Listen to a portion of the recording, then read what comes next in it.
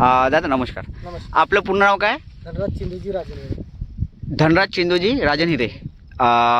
गाव आपलं? आपलं गाव कारेगाव. कारेगाव. शेती आपली अर्जुनी. शेती आपली अर्जुनीला आहे. जिल्हा चंद्रपूर, तालुका भद्रावती.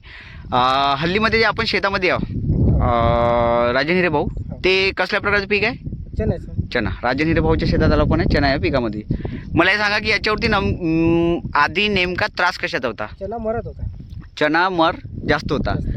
तर आता जे हल्लीमध्ये आपण शेतामध्ये आहोत आता तर आपल्याला चण्याचा मर दिसत नाही. नवीन झाडं तर आपल्याला कोणते मरताना दिसत नाही, बरोबर आहे? तर मला हे सांगा की राजन हिरे भाऊ की तुम्हाला म्हणजे तुम्ही जे औषध जे आहे चण्यावरती मर रोगासाठी हे तुम्ही कोणत्या दुकानदाराकडून घेतलं?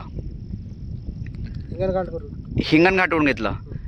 दुकानाचं नाव श्री साई गणेश कृषी केंद्र. श्री साई गणेश कृषी केंद्र यांच्याकडून तुम्ही औषध घेतली आणि फवारणी केली. तर मला हे सांगा की फवारणी केल्यानंतर तुम्हाला किती दिवसात रिझल्ट जाणून आला हे सांगा मला. 4-5 दिवसात जाणून आला ना? म्हणजे 4-5 दिवसामध्ये तुम्हाला त्याच्यामध्ये काय काय झालं? 4-5 दिवसामध्ये चना मरणं बंद झाला. अच्छा, चण्याचा मर पण बंद झाला आणि चना स्पीडने वाढायला पण लागला आणि फुटवे पण घ्यायला लागले. ठीक आहे. जसं आता राजन हिरे भाऊ याच्या पहिले पण तुम्ही चण्याच्या मरसाठी खूप काही प्रकारचे औषध मारले असेल, बरोबर आहे? पण त्याच्यापेक्षा जे तुम्ही श्री साई गणेश कृषी केंद्रवाल्यांनी जे तुम्हाला औषध दिलं त्याचे रिझल्ट फास्ट आहे की लेट आहे?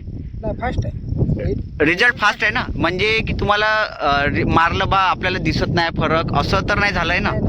आणि त्याच्यानंतर मला हे सांगा की रिझल्ट तर आपल्याला 3-4 दिवसात पडते म्हणजे दिसले तुम्हाला. आणखी सांगा की जसं बाकी बी शेतकऱ्याचे काही जनाचे चणे मरत आहे तर त्यांनी फवारणी करायला पाहिजे की नाही करायला पाहिजे? करायला पाहिजे ना? फवारायला पाहिजे. आणि जसं याच्यामध्ये तुम्हाला कोणत्याही प्रकारचं बुरशीनाशक दिलं का श्री साई गणेशवाल्यांनी? म्हणजे जे मरसाठी त्याच्या बुरशी ते जे तुम्हाला 3 प्रकारचं औषध दिलं होतं त्याच्यामध्ये तर होतं नाही, पण तुम्हाला त्यांनी सांगितलं का की याच्यामध्ये बुरशीनाशक टाकून मारा किंवा काही असं काही सांगितलं का? म्हणजे तुम्हाला बुरशीनाशकवर काही दिलं नाही ना त्यांनी? नाही. ठीक आहे.